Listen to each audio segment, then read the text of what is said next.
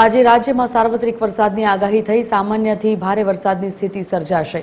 ગાજવીજ અને ભારે પવન ફૂંકાવાની પણ આગાહી છે। એવામાં આણંદ, છોટાઉદેપુર, નર્મદા, ભરૂચ, અમરેલીમાં ઓરેન્જ એલર્ટ છે। ભાવનગર, ગીર સોમનાથ, દીવમાં પણ ભારે વરસાદનું ઓરેન્જ એલર્ટ આપવામાં આવ્યું છે।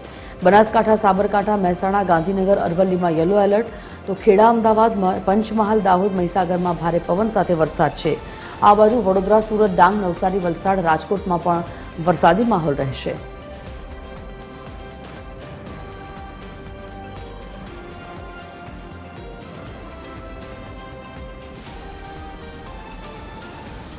આ મુદ્દા પર સંવાદદાતા અભિષેક લાઈવ જોડાઈ ગયા છે। અભિષેક પાસેથી વિગતો જાણીએ। અભિષેક, જે પ્રકારે અત્યારે વાતાવરણ બદલાયું છે, હજી પણ 2 દિવસ વરસાદની આગાહી જ્યારે હવામાન વિભાગે વ્યક્ત કરી છે, કયા કયા વિસ્તારોમાં, કયા કયા જિલ્લાઓમાં ખાસ વરસાદ નોંધાશે?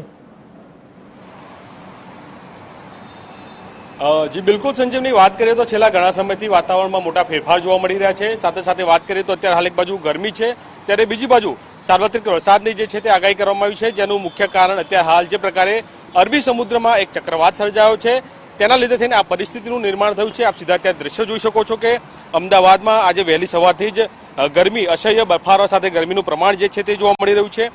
સાથે સાથે વાત કરવામાં આવે તો અરબી સમુદ્રમાં જે પ્રકારે એક વાવાઝોડાને લઈને એક મોટા સમાચાર અત્યારે હાલ સામે આવી રહ્યા છે કે આગામી 12 કલાકમાં લો પ્રેશર જે છે તે ડિપ્રેશનમાં ફેરવાશે। સાથે કહી શકાય કે અરબી સમુદ્રમાં જે પ્રકારે લો પ્રેશર સર્જાયું છે, તેના લીધે થઈને રાજ્યમાં અને શહેર સહિત રાજ્યભરમાં વરસાદની આગાહી કરવામાં આવી છે। સાથે સાથે વાત કરીએ તો જે પ્રકારે રાજ્યમાં સાર્વત્રિક વરસાદની વાત કરવામાં આવી છે, તેને લઈને રાજ્યમાં સામાન્યથી ભારે વરસાદ જે છે તે પડી શકે છે।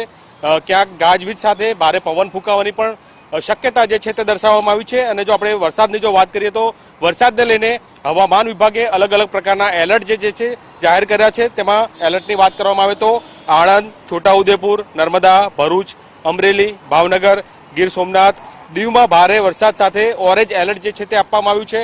સાથે આપણે યલો એલર્ટની જો વાત કરવામાં આવે તો બનાસકાંઠા, સાબરકાંઠા, પાટણ, મહેસાણા, ગાંધીનગર, અરવલ્લી, ખેડા, અમદાવાદ, પંચમહાલ, દાહોદ, મહીસાગર, વડોદરા, સુરત, ડાંગ, નવસારી, વલસાડ, તાપી, રાજકોટ, સુરેન્દ્રનગર, જૂનાગઢ સહિતના જે વિસ્તારો જે છે ત્યાં ભારે પવન સાથે યલો એલર્ટ જે છે તે આપવામાં આવ્યું છે।